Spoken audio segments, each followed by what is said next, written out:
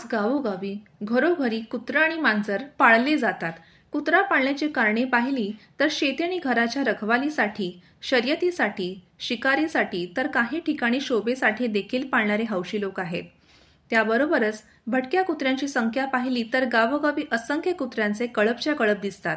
कचरा Kondawale, dumping ground अशा ठिकाणची कुत्री हिंसक बनल्याचेही दिसून येते आहे। कुत्रा हा प्राणी तसा माणसासाठी उपद्रवी नसला तरी देखील हिंसक बनला तर मात्र खूप धोकादायक आहे। रेबीज हा माणसासाठी घातक असणारा आजार हा कुत्र्याकडूनच संक्रमित होतोय। हा रोग माणसामध्ये रेबीज झालेल्या श्वानापासून पसरत असतो। जागतिक आकडेवारीनुसार 99% केसेस या माणसामध्ये कुत्र्याच्या चाव्यामुळे होत आहेत असे दिसते। त्यामुळे पाळीव प्राणी मग तो कोणताही असो, कुत्रा असो की मांजर, यामध्ये रेबीज प्रतिबंधात्मक लसीकरण करणे गरजेचे आहे। या घातक रेबीजवर सर्वप्रथम लुई पाश्चर या संशोधकाने परिणामकारक लस निर्माण केली। म्हणूनच त्यांच्या स्मृतीनिमित्त 28 सप्टेंबर हा दिवस जागतिक रेबीज दिवस म्हणून साजरा करण्यात येतो। या अनुषंगाने आज राधानगरी तालुक्यातील राशिवडी बुद्रुक येथील पशुवैद्यकीय दवाखाना श्रेणी 1 या ठिकाणी गावातील पाळीव कुत्रे आणि मांजरांना रेबीज रोग प्रतिबंधात्मक लसीकरण करण्यात आले। याबरोबरच या आजाराबाबत जनजागृतीही करण्यात आली।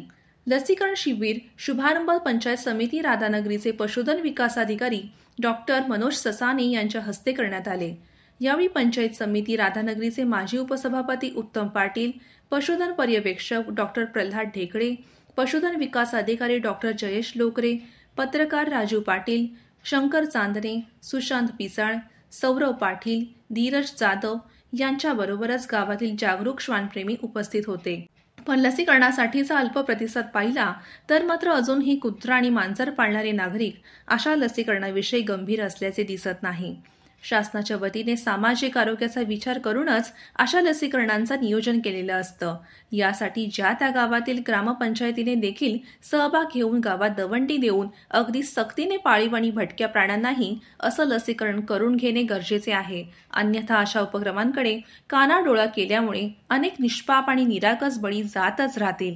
नवीन अपडेट्स आणि आपल्या भागातील बातम्यांसाठी चॅनलला लाईक करा, शेअर करा आणि सबस्क्राईब करा।